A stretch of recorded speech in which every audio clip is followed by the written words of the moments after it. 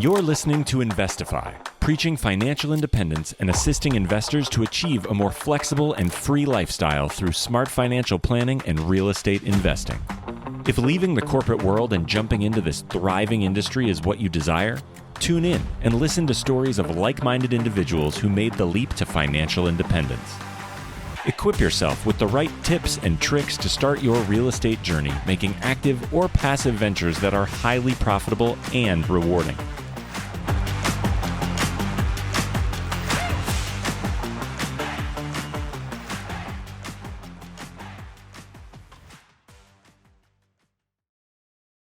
What's going on, everybody? You are listening to Investify. My name is Craig Curlop, aka the Fi Guy, and I'm here with my co-host, Miss Allie Garcet. What up, Allie? What's going on, Craig? How are you? I'm doing so good. How are you? I'm also doing so good. Whoa, you know what I just realized is you have such a little plant. It's Where? so little. Oh, this one? Yeah. No, Yeah. the other one. It's like on the ground, but I feel like a ground plant should be bigger than that. But who am I to judge? Yeah. Britt did that.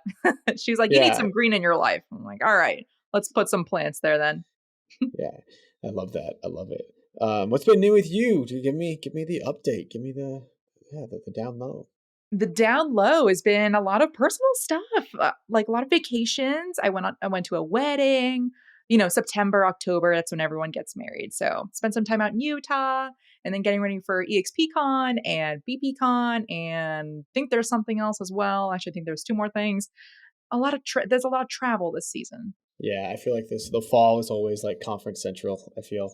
And so it will be fun. We'll be seeing you at BPCon. For those of you guys that are coming to BPCon, the Phi team is hosting a dinner. Allie is going to be there. I'm going to be there. A couple of our agents are going to be there, and it's totally all expenses paid. It's on the Phi team dinner, and it's going to, it's supposed to just get 15, 20 of us. Only 15 and 20 people are going to be able to come, and it's just going to be the nice, intimate little dinner with all of us. And so, if you are interested in potentially coming and getting a free dinner and hanging out with us for a night, go to thephyteam.com/bpcon to fill out the form, and we'll let you know a couple days before whether or not you'll be, you've got a seat at the table, or if you don't. And it'll be a fairly random thing. We're expecting a lot of people to sign up, but it's okay. Like I think we'll either way we'll see you at BPCon no matter what. So that's so cute. I didn't even realize that. Dang, that dinner was on the house. Oh my gosh, thanks, Craig. Yeah, of course.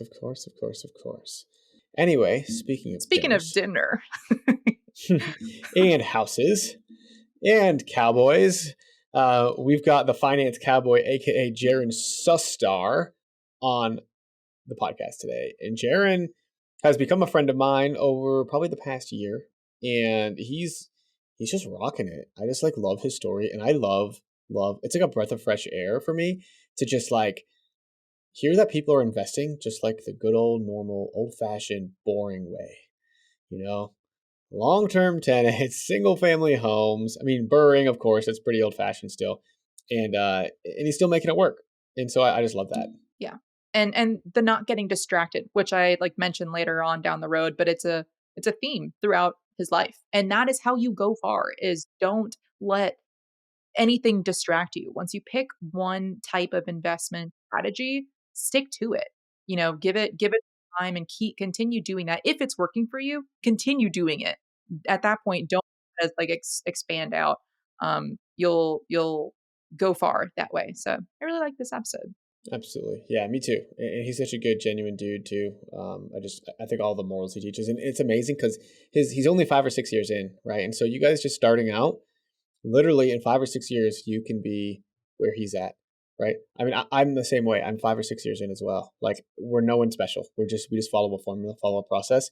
And we just learned about this in 2017 instead of 2023. But guess what? In 2029, 6 years from now, you're going to be the ones knowing about it.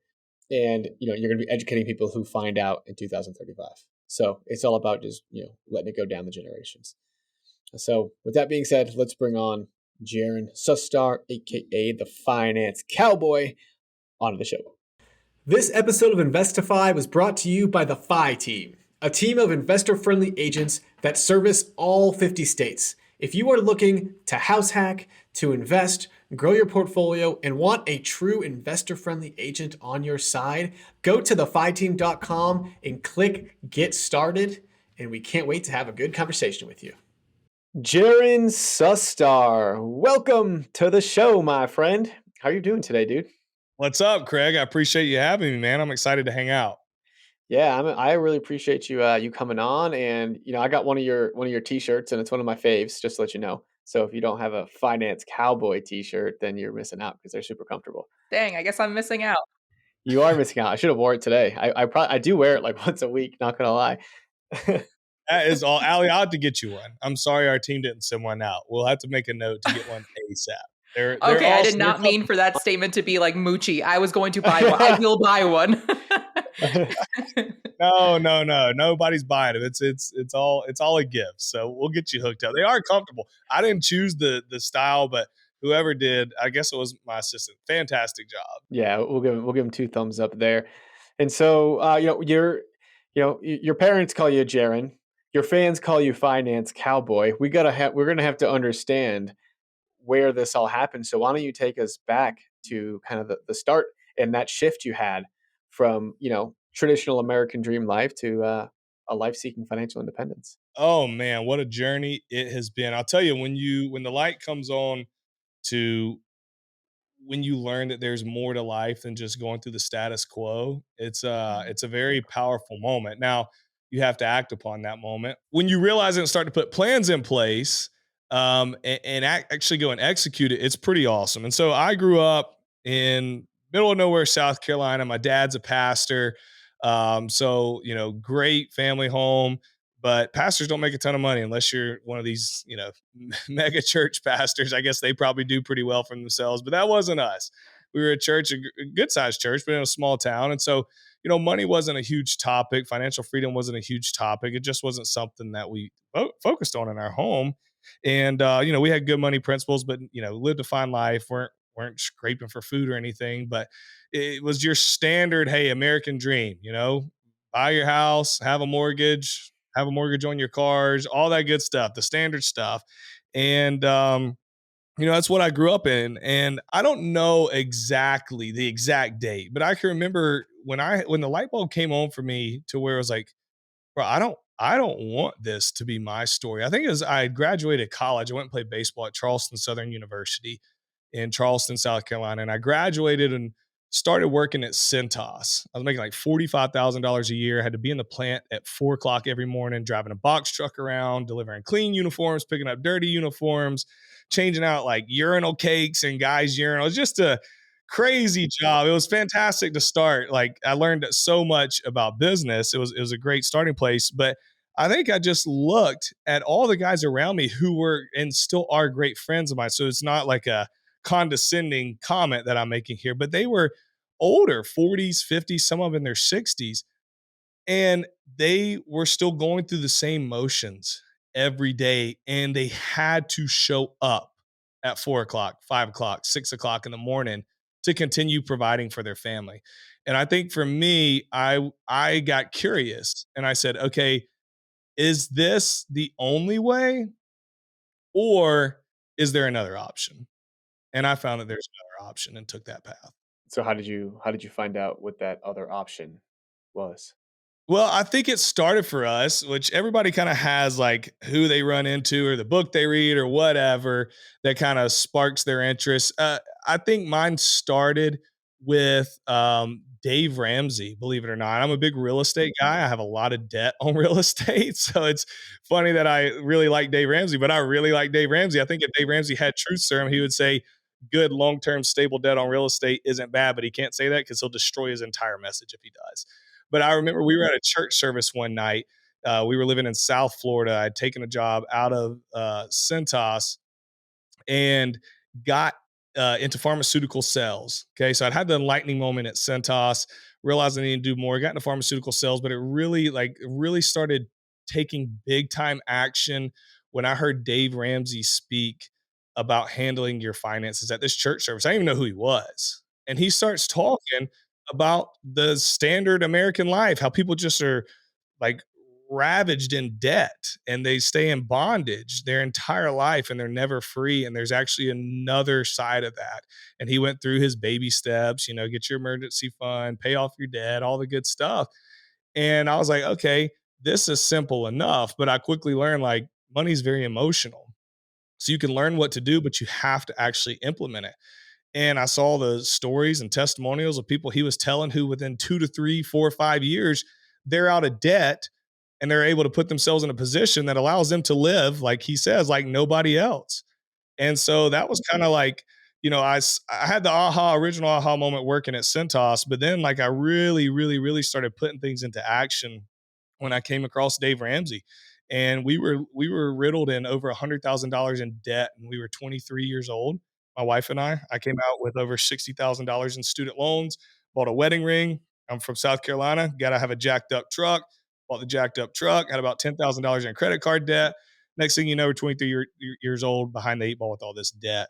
And so it was like, we got work to do. And so we implemented those steps, and that was 2013, 2014-ish. And by 2018, we were out of all of our debt.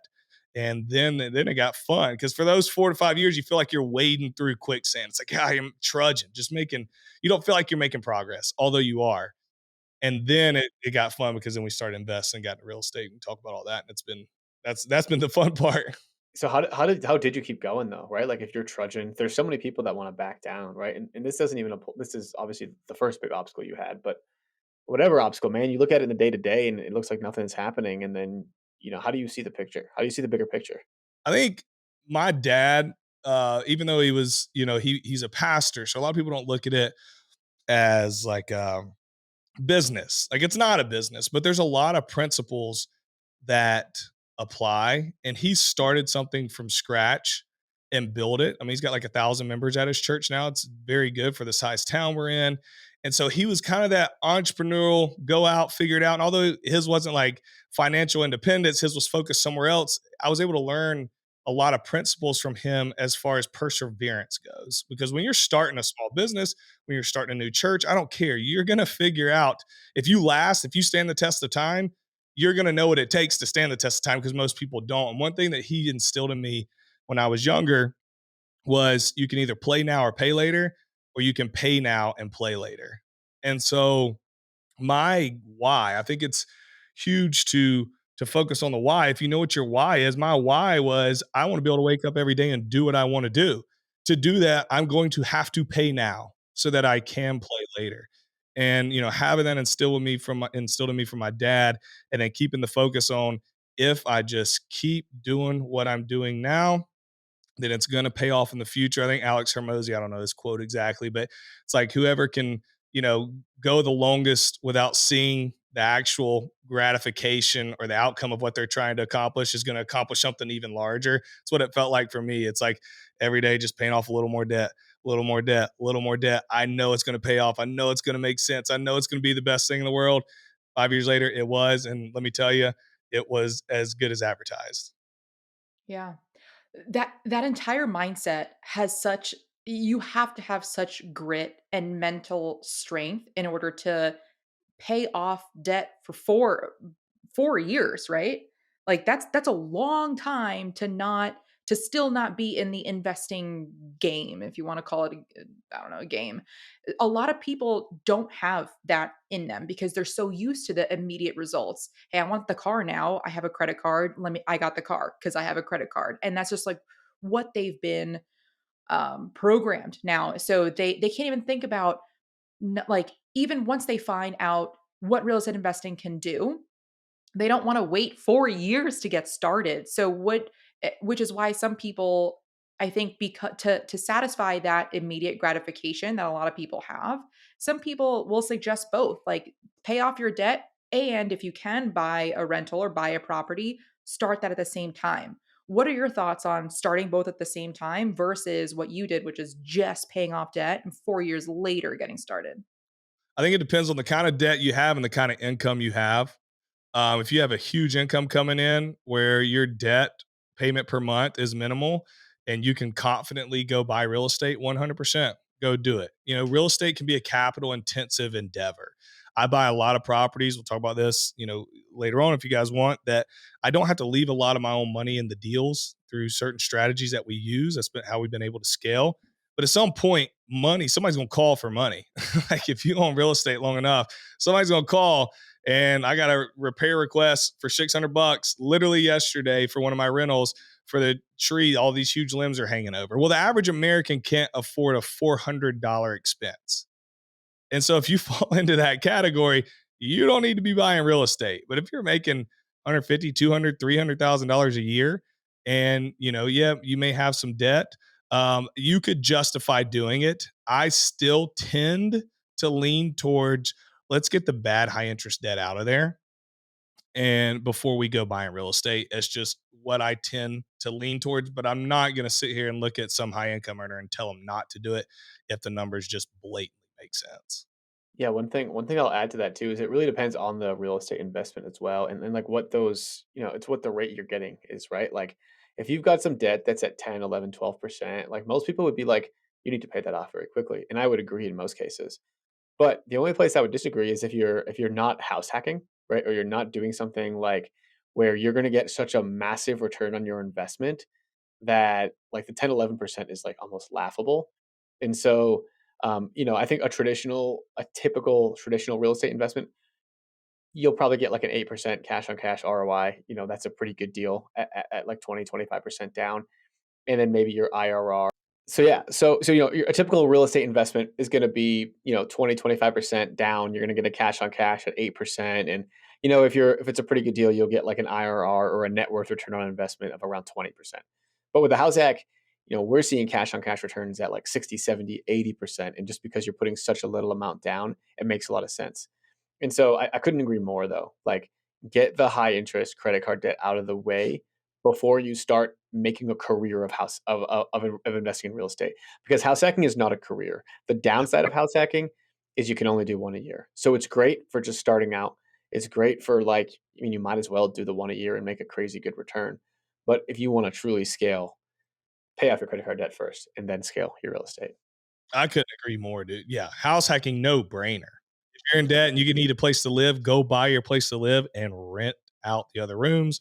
Or if you're buying multifamily, rent out the other units. That is step 0A. Like that, start there. Fantastic place to start. Awesome, man. And so why don't we kind of get into where you started, right? So you were at this job that you hated. Well, maybe you didn't hate it, but you knew there was something better. And then you got into this. Was it a sales role? You said a pharmaceutical sales. Yep. Why did you take a sales job? I knew that your earning potential, if you're not starting your own business, if you're going to be an employee, it's hard to beat sales. A lot of times, you're uncapped, quote unquote. Their commission's really going to be so high, but you can make a decent income. I actually went to Cintas, paid my dues there because I knew that like the good sales companies hired people who had been through Cintas training. And so I paid my dues at Cintas and then got into pharmaceutical sales next. And it wasn't quite as lucrative as I thought. I got with a startup and they paid pretty low, but my income started to creep up a little bit. And, I think part of the financial independence equation, you got to budget, you got to pay off debt, you got to cut expenses.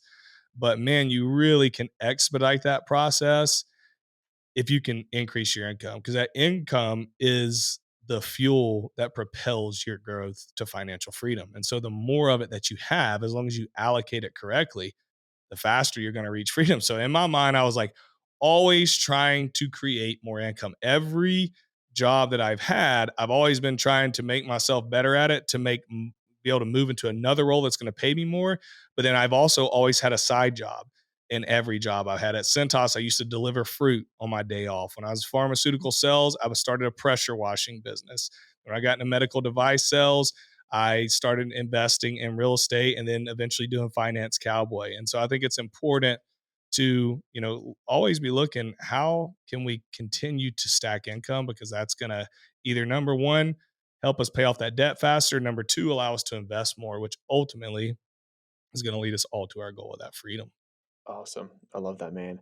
And so let's get into a little bit about, how you stumbled upon real estate. I think pharmaceutical and medical device sales, I know a couple of people in those industries and they make a ton. And so what made you not want to stop there? And, decide to go into real estate? Well, you learn income's just income. I mean, I work with people who make a lot of money and they still live paycheck to paycheck. It's kind of sad. Maybe they're a member of a country club and drive a G Wagon, but they're stressing out every week because they don't have any money left over. And so I learned that if you're gonna make your income count, it's got to be invested. And so when I looked at all the other types of assets you could invest in, real estate just made sense to me. I mean, pretty simple guy. And so if I look back over history and just say, okay, what is something that has made a lot of people wealthy essentially since the beginning of time? And it's been real estate. People who own land and people who own property tend to get very, very wealthy. And what's the statistic? 90% of millionaires own real estate. So I was like, okay, let's not reinvent the wheel here. Let's buy real estate. And I got even more interested because my best friend, Gaston Albergati, he got into real estate right when we got out of college, had his license, was doing some brokering, and then they started went from like the commercial space to they built out this team where he was going and was a bird dog to go find rental properties like single family home or residential rental properties. And so they would find all these deals and oftentimes they would present them to a buyer. So they weren't wholesalers because they weren't doing assignment fees, they were representing as brokers, but they had a lot of leads coming in. Well, just organically they started adding those rentals to their own portfolio. Sometimes they would go in as partners with potential buyers. Other times they'd find just a great deal and they'd be like, we're going to buy it. Well, next thing you know, when we graduate college, Gaston's call it 22, 23. By the time he's 27, I think it is, I'd had to ask him, or he may punch me in the face for saying this publicly, but I'm pretty sure he was worth over $2 million by the time we were 27 years old in 2018. Cool thing is from 2013 to 2018, while I'm paying off debt, we're best friends, we're newly married, and we don't have kids. I'm living in Florida, he's in South Carolina. So we're just talking, 3-4 times a week. When you don't have kids, you can just talk on the phone all the time. Now, if somebody calls me, I don't know the last time I've actually answered my phone because I don't have time to do it. But at the time I did. And so I'd tell him about my business and he would tell me about real estate. And so, a lot of people, they listen to different podcasts or read books, which I did, but I got schooled in real estate from my best friend without even knowing either of us were schooling each other. He was just telling me about all this stuff because it was all new to him. He's so excited about it. Well, I'm picking up and he's like, bro, I can buy this property. And then I go to the bank and I bought it at such a good price and I fixed it up a little bit. Then the bank wrote me a check and I was able to get all that money back. And I'm like, what's that? He's like, well, it's called a cash out refinance. And like, he's just telling me all this stuff. And I'm just like picking it up and I'm learning it, but I'm not acting on it. I'm wanting to, because I'm getting jealous in a good sense, but I'm like, I stayed focused on paying off my debt. So we moved back to South Carolina in 2018. We started having kids and I was like, got to get back home, got to have some family support here. And, Gaston lives 20 minutes down the road from where I live now. And, I'm like, man, I'm finally out of debt. And he's like, bro, it's time to start buying. He's like, this has changed my life, dude. We're 27 years old and, got a couple mil to my name. He's like, you got to start buying. And so he actually helps me go find this first deal. And so the first deal was in Greenville, South Carolina. He was a bird dog. His team found it. He brought it to me. He's like, you're buying it. I was scared. I tried to back out. He wouldn't allow me to back out, forced me to the closing table, bought it for $68,000, put about $10,000 worth of work in. So call it, I'm all in at 80. And it rented for, I don't know, $1,000 a month. And I sold it 3 years later for 140, and I didn't put any more extra work in it after that. And so that was my first deal. And he helped me, guided me through the process of knowing what to look for, where to look, did it make sense? This is how much it's going to cash flow, all this good stuff. And that was where I got my first deal and got my start in real estate. I love it, man. All right, if it's all right, dude, we're gonna have to go in deep into this deal, and so we're gonna get all the numbers here. And Allie, you know what time it is, right? It's time for the For real deal. Here we go. All right, yeah, this is the first deal you've ever done. You already got into it, man. It's like you were a step ahead of us, but we want to, let me just brief on you on what we picked up, and we're gonna ask some more questions about it. So, you bought it for $68,000. Your buddy bought it for you, so it sounds like it was off market. Is that right? Exactly. From another investor. From another investor, you put 10,000 into it. Yada yada yada. Okay, and so where did you get the $68,000? So I actually loaned it from a bank and I put a down payment down. Okay, and the bank was willing to go that low? Yeah, so they loaned 80% of that purchase. And so whatever that math is, I had to put 13 down. Is that right? Okay. And where did you get that 13? I had saved it up. Dude, just dragging through the trenches, right? I Yes. know that like feet through the quicksand feeling that you were going through when you're paying off your debt and saving up. So how scary was it for you to spend that $13,000? It was the scariest thing I've done in so many ways because I had just spent all my money to pay off debt. Then I had finally saved up money enough to get me this house and do some rehab on it. But you have to remember, I got my start in Dave Ramsey. And so I just paid off all this debt. And now I'm going to a bank to get into debt. And I had read, all the books that people read that prove that good leverage is good. It helps you build wealth. And I knew it logically. Like logically, I knew this was the way to go. But emotionally, that was one of the scarier parts is I had just worked so hard to pay off debt. And now I'm about to go back into it. And I'm going to spend what little money I had. I had a little more above this outside of the 13 plus 10 I put in it. And I can tell you how I spent that too here in a second, but it was real scary. Like I didn't have much money and I was going back into debt. I was like, what in the world am I doing? But I knew if I just trust the process, it would work out in the long run. Yeah, trusting the process and trusting your friend. If you remember, how did that conversation go when you said you wanted to back out? What did he say to ease your fears? It was not a loving conversation. I mean, we're like brothers. He's like, "Yeah, you're not backing out, bro. I've already worked hard to get this deal under contract and and get it to you, and it's a good deal. And if you back out, then you're never gonna buy. So I'm not taking that for an answer. Closing dates in a week or whatever it was. I mean, that was pretty much how it went. There was no option. Did he make anything off of this deal? Yeah, he brokered it. He was the agent. So I Oh, mean, he's the agent. Okay. So for the record, his friend was not making your friend was not your friend was doing you a favor here. He was not really making that much money off of you. no, he was not. He could have bought it for himself. Like it was that. Yeah, and so I mean, sometimes it takes a good friend or a good mentor to kind of push you forward. And so when you had the 10,000 of rehab, what did you budget for that rehab, and did it actually come to fruition? Yeah, we were pretty spot on, and I had help with that. We were pretty close to where we expected it to be. Luckily, it was just a lot of cosmetic work, so we had to go in and paint, patch up a little flooring issues, clean up the bathrooms, add some like $150 vanities, new toilets, clean up the tubs. So we was not a gut. We weren't having to rewire. We weren't having to put a new roof. None of that stuff. It was just your basic cosmetic. And so we snuck out of there about at what we thought we were going to spend. Okay, awesome. And then finding contractors and all that stuff. Did you just lean on your buddy? Yeah, leverage my network 100%.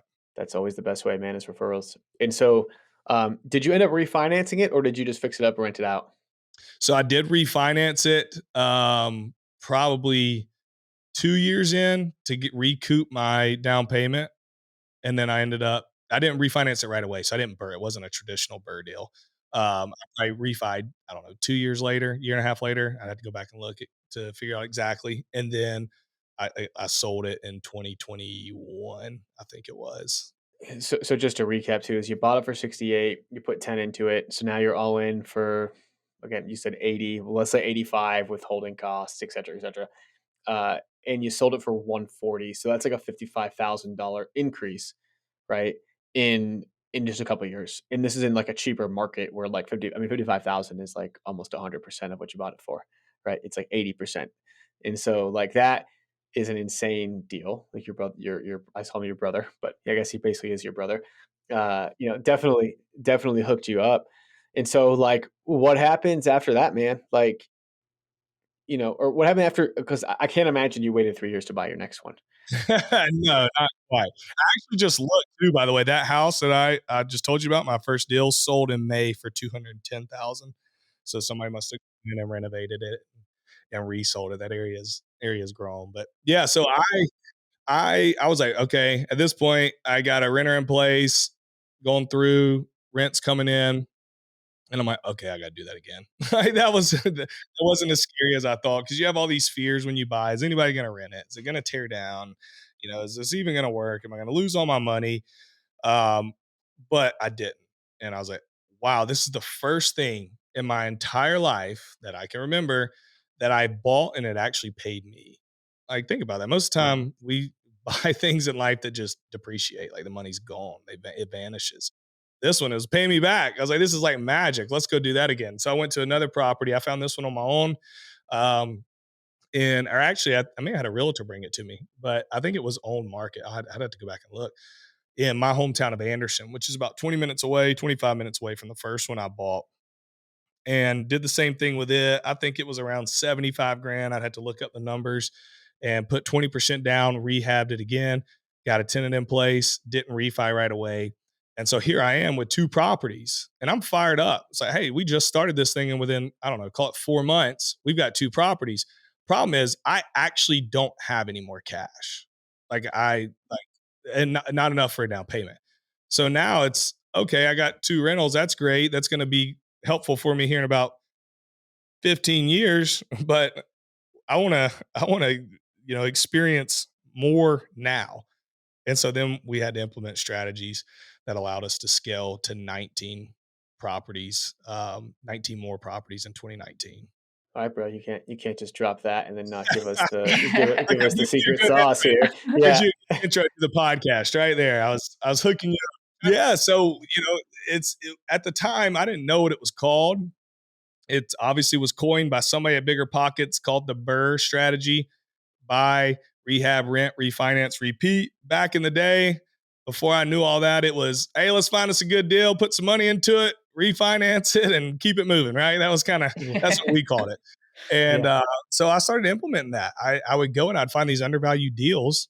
So deals that were either on market or off market that were undervalued and distressed. And so then I would use private money most of the time, sometimes hard money or a mix of two. I've also used a HELOC. Okay. So 3 ways to acquire these properties. And I would buy them in all cash or outright, using private money, using a HELOC or using hard money or a combination of 3. And then I'd rehab them with hard money, private money, or a HELOC. And then once I got it rehabbed, I would go to a bank and I would say, hey, I bought this property for X amount, made it pretty. It's now worth this, I think, based on comps that have sold in the area. The after repair value, I think, is this. The bank would go and they would order an appraisal on the property. So a small local bank would go and say, okay, well, let's go see what it's worth. So now it's worth all this extra. Then they would write me a check for 80% of that new appraised value, whatever it was worth after I rehabbed it. It's obviously worth more than when I bought it. They'd write me that check. I'd take that check through what's called a cash out refinance. I'd put it into my bank account. Then I would pay back my private lender, or I'd pay back the hard money lender, or I'd pay back the HELOC, whatever I used to buy and rehab the property. So I recouped all of my firepower that allowed me to get into this deal. And then I would go reinvest that into another deal, do the same thing, pull it back out, the same thing, pull it back out. And we were able to scale pretty handsomely, pretty fast doing that. And so how did you find these private investors and guys that were like wanting to actually work with you, given that you've only had 2 deals experience and, you're some 28-year-old gung-ho kid who can't be stopped? Yep. It's network. Like I know people get pissed when they hear that. If you don't have a network, then you need to work on building one out. That's all I know how to tell you. Like you have to put in work to do it. And so you start with family, you go to friends, you go to coworkers, you go to other investors, you go to local real estate meetups, and you find people who want to lend to good real estate deals. I've used a combination of all those. I've had family lend to me. I've had friends lend to me. I've had coworkers lend to me, and I've had other investors lend to me. I've done the entire gamut. And what you have to understand, if you've never used private money before, is you feel like a beggar. You're like, oh, will you please give me money? And you have to change your mindset. You're not begging for free money. Like you're doing a business transaction where you're telling this person, hey, I'm going to offer you higher interest on your money than you can really get anywhere else at some of the lowest risk possible. Here is what the deal looks like. Do you want to do it? And you present that to them, you execute. And once you execute, it's a wrap. I mean, you get to the point where people are calling you and you're having to choose which private money lender to use. But, sometimes private lenders aren't going to want to do an entire deal at once. Let's say you're buying a house for 70 and you need 30K in rehab. That means you're going to a private lender and asking them for $100,000. If they never worked with you before, that may be a stretch for them. So what can we do instead? We can go to a hard money lender. who's just a professional private money lender, they will generally loan you anywhere from 85 to 95% of the purchase price of a home, and then 100% of the rehab. So we just have to come up with that down payment. Well, if you don't have that down payment, guess where you can get it from? The private money lender. And instead of asking the private money lender for $100,000 to do this deal, now you go and say, "Hey, man, I got this deal. I'm looking for $10,000 to $15,000 as a down payment. Would you cover it? I'll pay you 13% interest only payments. We'll do it on 365 note, amortized over 30 years, and just get creative and look at it that way." We hope this episode is inspiring you to take action. If you're thinking about becoming a real estate agent or an agent who wants to join an investor-friendly team, just hit me up on Instagram at the Fi Guy, because we are growing our team in Denver, Seattle, San Diego, and Coeur d'Alene, Idaho, but also adding to our network in all 50 states. And if you didn't already know this, the Fi team provides a super supportive environment with one-on-one coaching, accountability, and ongoing training to help develop kick-ass, rock star, investor-friendly real estate agents. So hit me up on Instagram at the Fi Guy, shoot me a DM, and we'll set up a time to chat. Can't wait to chat with you.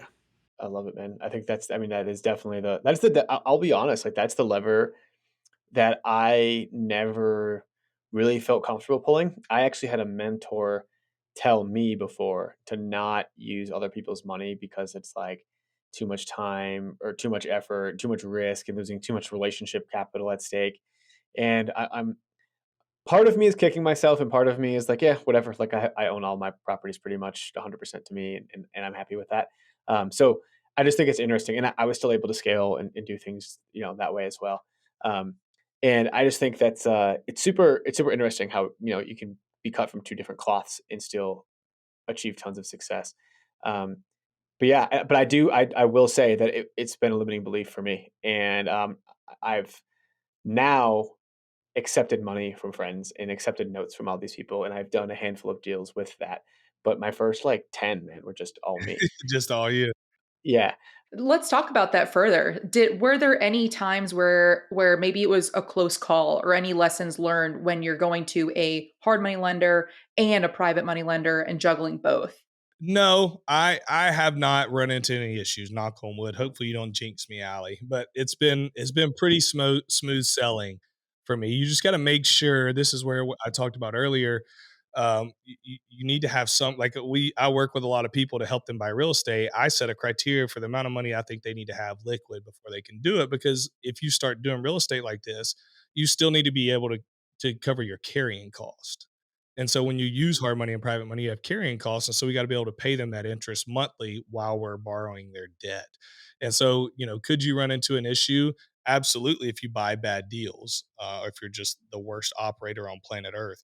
But if you're buying good deals and you do your due diligence on the front end, and you're getting it undervalued, and you feel conservative and confident about your rehab numbers, and you're very close with your after repair value, you put yourself in a very strong situation. Yeah, absolutely. I think that's great, man. And so like when you're asking investors for money, are you showing them the deal? Like are you like, hey, this is what I'm thinking. This is the like you're showing them your spreadsheets and all that. Or do most of them not care? And at this point they're just like, I trust you, bro. Take my 50 grand, give me my 15%, 10%, whatever. And like, When I started, or if it's a new lender, 100%. I give them the whole breakdown of everything. I check in with them. I'll send weekly updates of where we are with the property, what the rehab looks like. Like if it's a new private lender, trying to make them feel comfortable. But the majority of mine now, I don't usually have to go look for new ones anymore. They don't even ask. They're literally like, they literally are texting me, "Hey, bro, you need some money for a deal?" Like I get those texts pretty often. And if I say yes, they're like, "All right, how much you need?" And if I say no, well, let me know. Like I'm ready to lend to you.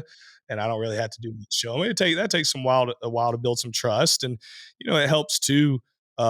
This is why I think, not to go down this rabbit hole of a personal brand, but I think it's good in this day and age to build a personal brand, because I am literally putting my deals out for the world to see. I've been interviewed by Market Watch out of New York City, who pretty much did a complete financial audit. Like it was chaos. So it's like people can come knowing it's like, all right, like what this guy's doing is real. Like, and so it makes it a little easier for people to want to lend to me, especially strangers now. So I'd encourage anybody doing deals, start documenting it, let people see you. How has the real estate evolved from, 2018, 2019 when you kind of got started till, COVID, post-COVID? Have you had to change up your strategy at all? So no, I haven't. I'll say the biggest thing that's evolved for me is I got into the short term space. Like I've owned single family homes, and just to clarify, like BRRR isn't the only strategy I use. It helped us scale very quickly, so it's something that I still use to this day. But I buy straight up. I buy BRRRR deals. I do partnerships. I've owned mobile home parks. I've owned short term rentals. I would say the when we had that big price increase, when was it 2021, and then rates started climbing, short-term rentals got hard, in my opinion, because you had a lot of retail investors get into the space.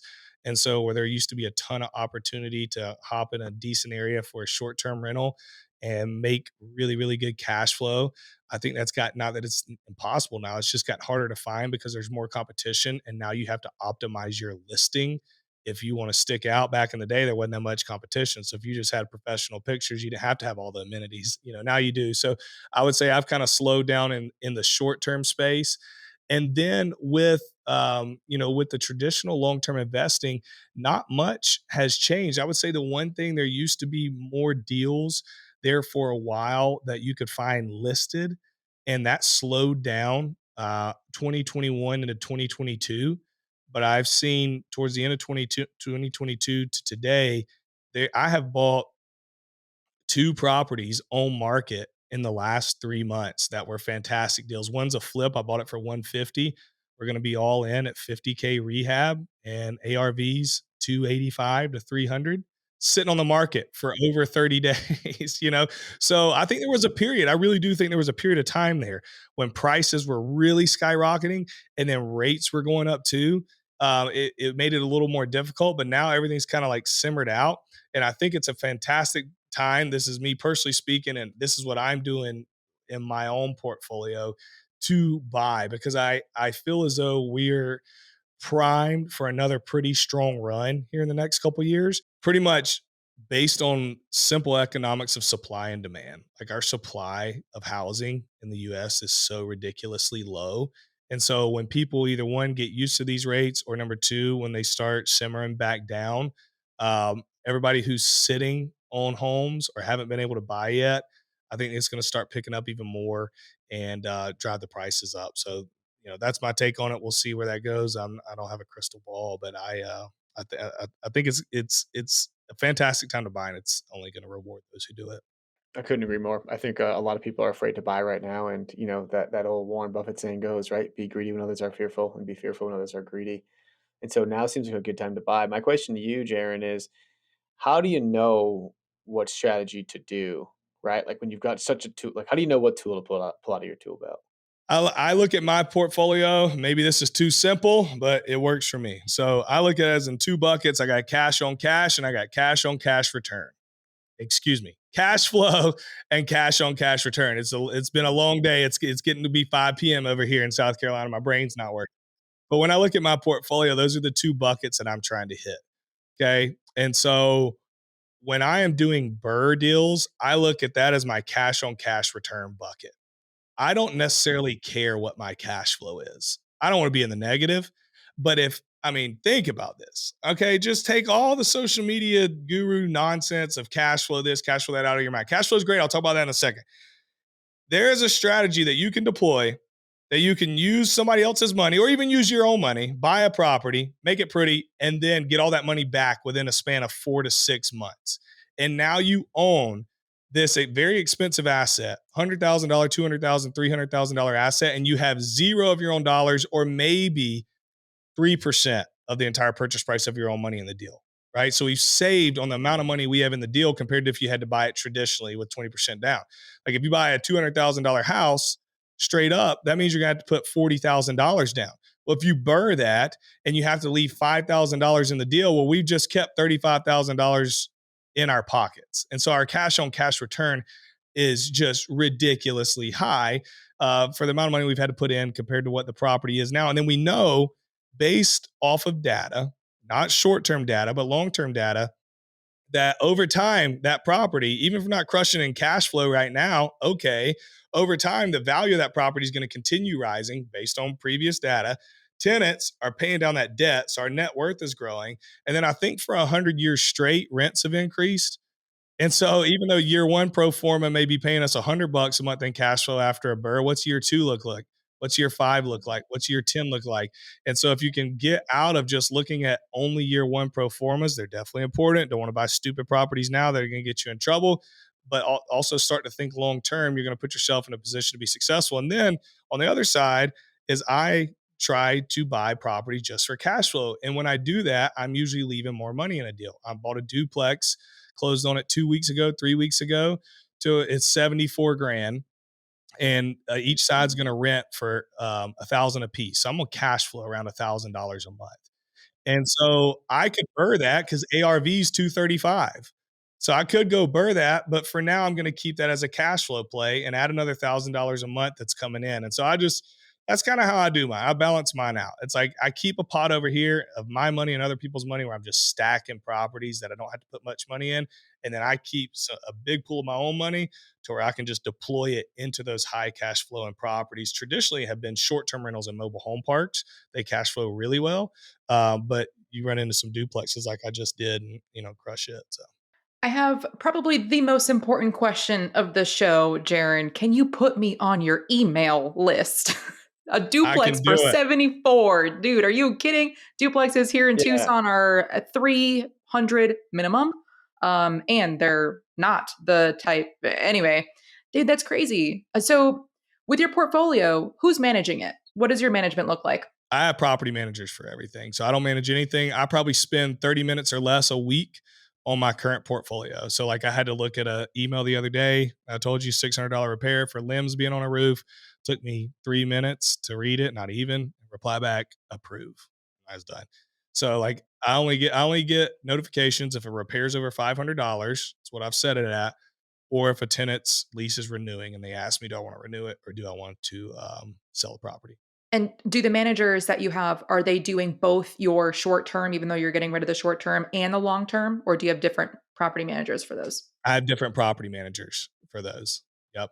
What tools are you using? So on the long term, I don't use any as far as management goes. I mean, I don't use any management on my side at all anymore. When I did, Door Loop was a good app. There was a time where I did manage. Door Loop's a good app for long-term rentals. And then when I started my short-term rentals, I was managing those, and Price Labs, which we still use today for our pricing, Turno to find our cleaners. I use AirDNA when I'm purchasing a property in Airbnb to make sure it's a good deal. And I think we used Guesty maybe to manage it. And then I think my property manager uses Appfolio. So, from a management side, I think that's what our team uses. Luckily, I'm out of that mix. I just get to go focus on finding new deals. Nice. What's your strategy to find these new deals? Are you sending out mailers or? So I'll harp on this. There is so much information out there that's paralyzing to new investors that they think they have to do all these different things to acquire leads. Set up cold calling, do mailers, run Google ads. I don't do any of that. Have never done any of that. I don't think you need to. If you're running a business to where you're wholesaling, sure, you need to have leads. I don't wholesale. I'm not trying to make a living off of doing real estate deals. I'm trying to build a portfolio, which means I don't need all those leads coming in that I have to sift through. I don't need to spend money. There are so many people who are spending their own time and resources to find good deals, and they want to give them to me. And so I leverage those people because it's so easy. So mine will come from agents. So we have a huge network of investor-friendly agents for myself and for all of our folks who work with us in the Rental Academy in about 12 to 15 different markets. And we get fantastic leads that come in off the time all the time. So I really, outside of that, I don't have to look anywhere outside of that because they bring on and off market leads. But I'm also on wholesalers list in my local area. I have made friends with contractors, with locksmith, electricians, you name it. So when they go to a property that is, vacant and rough, to fix it for an owner or whatever, before they put it on the market, they'll text me.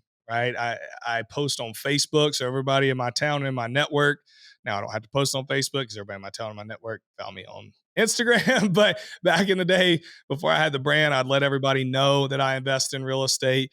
And so I am under the game plan of let deals come to you, and then looking on Zillow, man, there's still so many good. I guarantee I can get on Zillow and within 10 minutes find a good deal. There's so many good deals that way. And so that's usually how we do it. I will say, to be fair, when I find a property in a good location, especially if it's where I'm at, like this duplex, I will, if it's local to me, I'll do it. If not, I'll have my boots on the ground in another area do it. I will drive around that block, that area, and find any houses that are vacant or run down. I'll make a list of those. I'll pull the owner's name and I'll try to contact them, see if they want to sell, because I know I can set the comps in that area. So, but it's a very targeted cold call. I'm talking like 5 to 7 properties. We're not cold calling all day. We're doing very, very detailed. So, and then the other investors, last one's other investors, man. It's fantastic. Like other investors are always trying to do deals. I love doing transactions with other investors because they get it. You can say, hey, man, show them your calculator, your pro forma. Hey, I have to buy it at this for this deal to make sense. Are you willing to sell it? Yes. Great. Let's do the deal. No, fine. Do you got anything else? Or you know anybody else who wants to offload? So Love that, man. I love that you've kind of cultivated like a community that will just kind of bring you your own deals, right? I think that's huge, and people are knowing that you're always buying too, and that you can actually take it down. And honestly, like the biggest part of it is actually if someone brings you a deal, either like do it or tell them the reason why you're declining it so they know that you're legit. I think like just ghosting somebody when they send you a deal is the worst thing to do because they'll never send you another one. fantastic tip right there. Fantastic tip. And they'll tell you if you talk to investor friendly agents, they will tell you like, I'm going to spend time on the people who engage with me. Like they're going to go to work for you. Yeah, I can't tell you, like, I mean, I'm an investor from the agent in Denver, right? And I get probably 3 to 4 texts a day from flippers looking for these like killer deals. And I send them sometimes and I don't get a response for 2, 3, 4 days. I'm like, all right, dude. Well, like, you're not special to me. I don't need your business. Actually, you're more of a pain than mostly anybody else, than most of my other buyers. So, like, yeah, make sure that you respond and treat them like, treat us like people. Yeah. And on that same note, too, sometimes people just have very unrealistic expectations. And maybe it just still takes that conversation with an agent or someone who knows more about that specific market to know, like, hey, Tucson does not meet the 1% anymore unless you have to go off market for a while. Maybe you'll get zero point 0.5 on the market. But yeah, I have the same conversations, Craig, where it's almost like the canned email, no matter the canned text, no matter who it comes from. Hey, I just finished up my latest flip. Do you have anything in store for us next? We're looking to buy something else. We'll let you represent us. And then I'm sending them some deals that don't work for my buyers. And they're like, oh no, well, we're looking for this sort of cash flow. Like that's unrealistic. That is, maybe go look in a different market. So yeah, but yeah, it just takes that conversation for sure. You have to have some realistic expectations, have your pulse on the market. Really, really quick before we get out, Jaren, is have you tasted the flavor of the month, subject to seller financing? Have you done any of those kind of deals? So I've done, no, not this year. I've done seller financing multiple times. I haven't done it recently when the deal makes sense. I tell folks when anybody, and this all of us have in the social media space have our niche that we talk about. It's a marketing ploy. It's a marketing strategy, right? We're able to reach more people and ultimately help more people if we can focus in on one thing we do. But when it comes to actually doing the real estate deals, you have to do what makes sense at the time and what makes sense for you. So, if seller finance makes sense on a deal compared to going to a bank, do seller financing.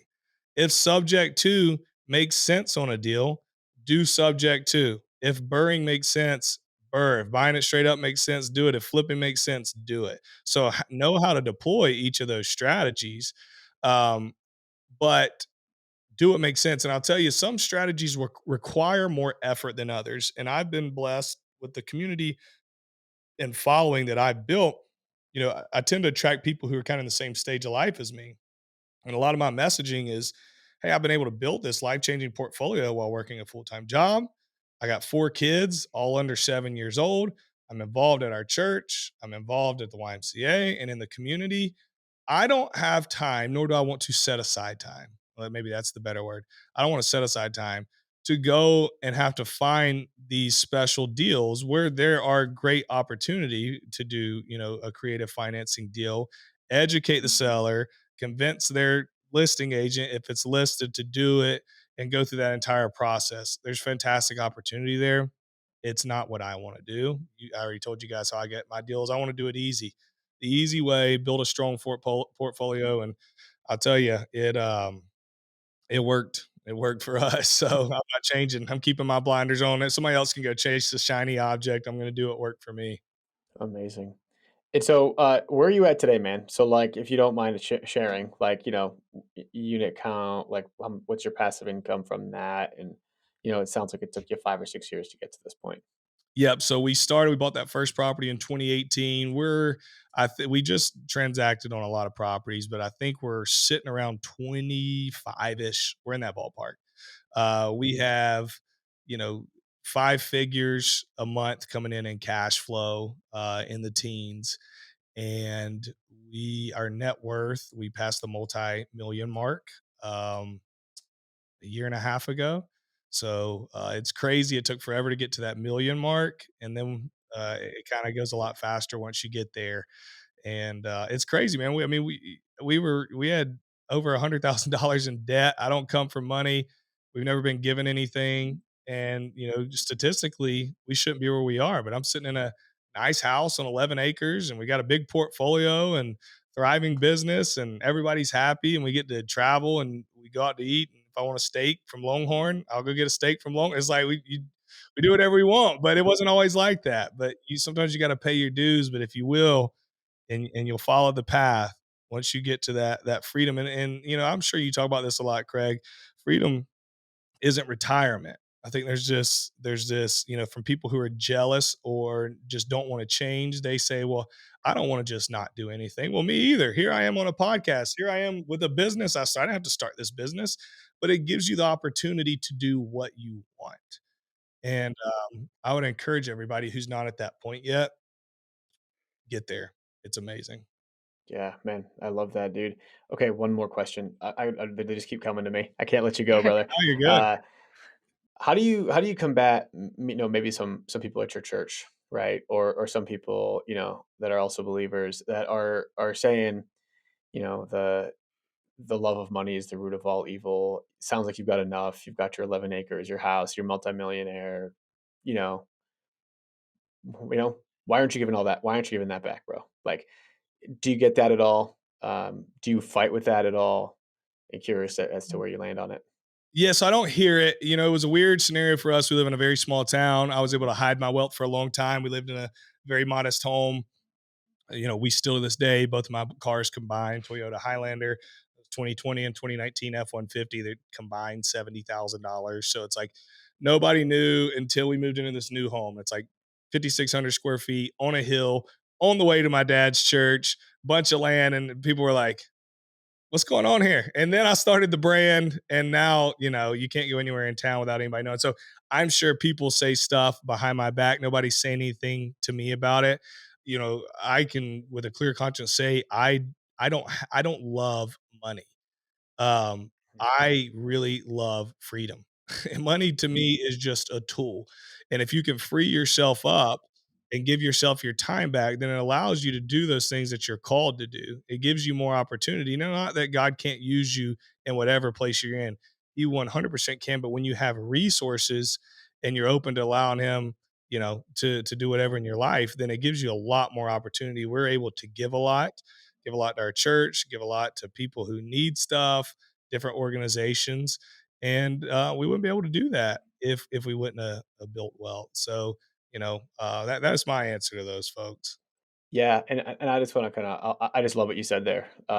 Is that, you know, um, God is not going to, like, God is basically allowed all of these people to tout financial freedom for a reason. A lot of people are going to go to work, and when you're working 40 hours a day, you're certainly not getting closer to God. right? And then you're going to come home in your commute, and maybe you are, but probably not. Then you got your family. And so, what better way to get closer to the creator than to have freedom, or you don't have to worry about that anymore. And now you feel at ease and you can get deeper there. So, I just love that, man. So, but I'm always curious and I like to ask that question. Yeah. I just love the grit that you've had to keep your blinders on the entire time through your time with in the beginning before even investing with the debt. Like it can be so easy to get distracted, especially now when you just by scrolling on Instagram within 4 minutes, you can have a couple of different other strategies, shiny object syndrome here or there. But you kept your blinders on. You for 4 years working on just paying off your debt. And then on the investment side, again, like you said, you kept your blinders on one strategy at a time. And you haven't even, you don't, there's no need to do everything. So I really like that that is a consistent theme with you as a person and you implement that in the areas of your life and that's how you've gotten to where you are now and I really admire that. Well, thank you. And I would encourage anybody listening to this, if you don't take anything else from anything any of us have said, just do that. Decide what you want, drown out the noise and just go get it. Because there are a ton of different avenues that can lead you to financial freedom or whatever your goal is. But once you make the decision, if you waver halfway on the journey, you're going to lose ground. And I fight this, Craig, you guys may do this in my business. It's like I've set on, hey, we're doing this to generate more leads. And then I'll see somebody doing this. And it's like, oh, I want to jump to, oh, well, if we try this, and I'll have to catch myself because it's like, no, we said that we're focusing on this right now. And if we take our focus off of this, then we're going to lose resources and energy and we're going to actually lose ground. And so if you do that in all areas of your life, you're going to be just make sure you're making the make sure you're putting the blinders on in the right direction though. Totally. Absolutely, man. And so, where are you heading next? What's your goal? What's the next bogey you're trying to hit? Yeah, I would say in the real estate space, just continuing to buy good deals. My goal was 30 units, I think it was, or 25 by 30. We got really close. Whatever the number was, we were like too short. So I felt like, hey, whatever, we were close enough to accomplishing that. I would say, at this point, can continue. We've got a lot of units that we've BRRRR'd, so I'm really focusing, on some cash flow opportunities right now, building up even more cash flow. And then, really focusing on our business, on the Finance Cowboy business. It's really, really cool. I always heard people talk about this, but you don't understand it until you get there.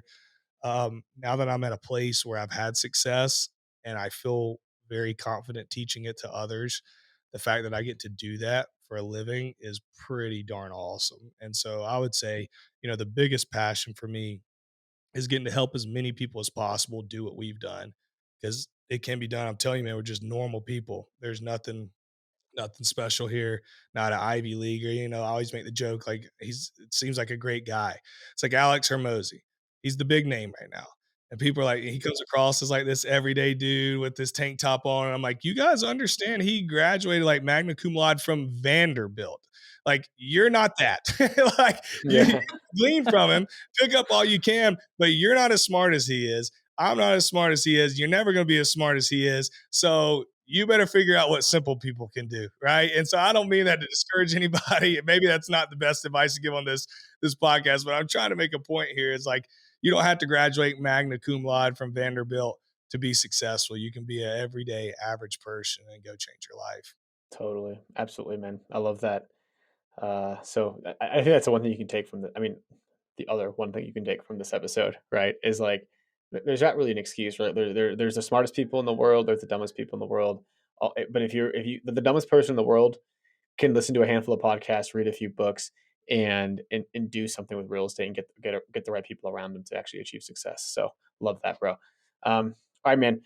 We have to head into the final part of our show, which we call our final four. But before we get there, any last words of wisdom you want to give to the audience? No, I think I've departed all the wisdom that is in this small little brain up here. Is just I hope you take what I said and go apply it. If you just listen to it and feel good and your hairs on your arms stand up and you get the tingles, like that means nothing. Get over that and go start doing stuff. You got debt, pay it off. If you're out of debt and you got capital sitting on the side, go buy a property. Whatever stage you're in the process, let's go. Like, take action. I love it. Allie, you know what time it is? It's time for the Final The final four. Kick us off. Will do. First question is, what book are you currently reading? Are you still on Dave Ramsey? No, I am. Total Money Makeover. Yeah, Total Money Makeover. Chapter 2. We've made it past that. I have been reading and just finished up pretty much the E-Myth. I am drawing a blank on the author. If any of you guys know who it is, sorry, author, for not giving you a shout out. But it is essentially like I am a sales guy. This is probably supposed to be rapid, so I won't ramble on any of the others. But I'm a sales guy by heart. That means I just like to go get business. I love to make connections with people. Systems and operations are not my thing inherently. Now I have a business with all these full-time employees, and I was like, okay, this thing's going to blow up unless I put some procedures and operating systems in place. So that's been a great book for me. Nice. Love it. What is the best piece of advice you've ever received? I would say what I mentioned earlier. There's probably something more profound, but my dad instilling in me, pay now, play later. It's so simple, but if you cling on to it, you'll be so successful in life. Yeah. And I believe you mentioned this earlier in the podcast, but you might have a different answer now. What's your why? Why are you doing all this? Yep. So my why when I started was to be able to wake up and do what I wanted to do every day. I think that was huge for me. We're pretty much at that point now. And so, it's interesting. Your whys can shift. I think at the core of any why is freedom in some regard.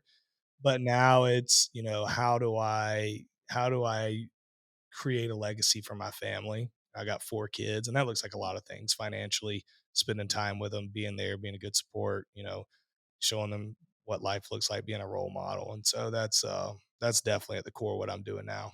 I love that. Last question. If you had to lose your hands or your feet, which would you choose? Oh my gosh. I'm gonna say feet because then I can go get a prosthetic and we can keep it moving. So Keep it moving. I don't know. I don't want to lose either, bro. This is bad mojo. You got stairs in your house, your 5,000 square feet, because that would be tough to get up and down on. Maybe Hey, it'd be a good excuse to get an elevator or something. there you go. Awesome. All right, brother. We mentioned the Finance Cowboy, right? Where can people find out more about you, though, if they want to follow your story? I think the best place to go is we have a free Facebook group that talks all things residential real estate investing. It's realestatewithjaren.com. Realestatewithjaren.com. Join it. It's completely free.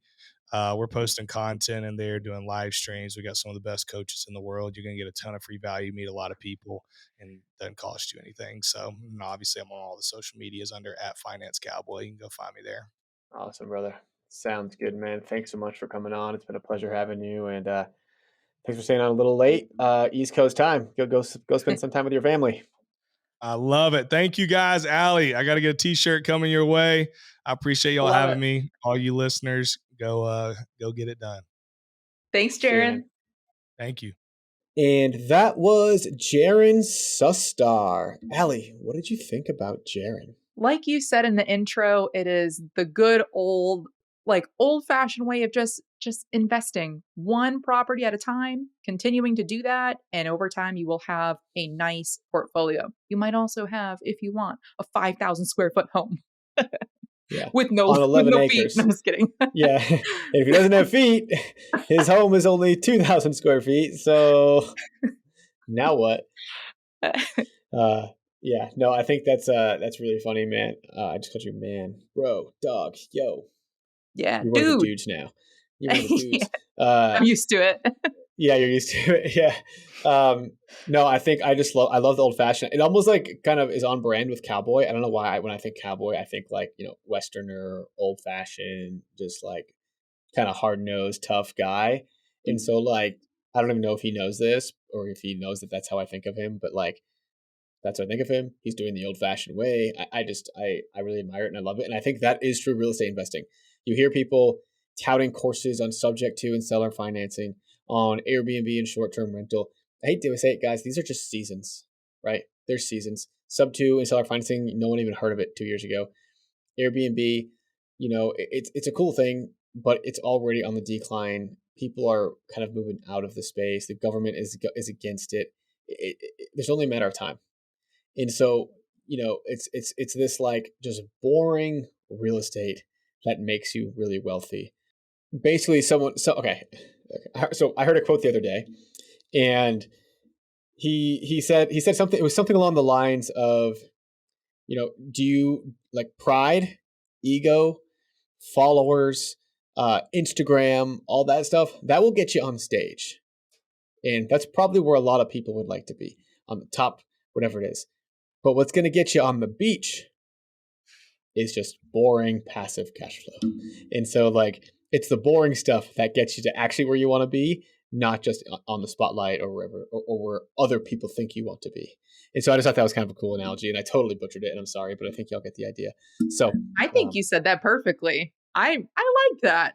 I want to be on the beach. Thanks, Allie. I know I kind of liked it because it was like, yeah, people want to be on stage. They want to be recognized. They want to be the special person at the event. But then they're like, actually, yeah, they'd rather be on the beach. Like, yeah, touche. Awesome. Cool. Allie, well, as always, it's a pleasure. If you guys are listening all the way to the end here, that means you must really love us. And if you would, please leave us a rating or review. It tremendously helps the show out, allows us to reach more people, and allows us to spread this love of financial independence. So leave us a review, give us a follow on Instagram, and we'll see you all next week. That's it for this episode of Investify. We hope that these nuggets of real estate wisdom lead to more savvy financial planning and a clearer path towards financial freedom. For more content like this, subscribe to the show at investify.com. Don't forget to leave a rating and share it with your friends. Together, we can transform more real estate newbies into successful and clever investors. Thank you so much for listening. See you on the next one.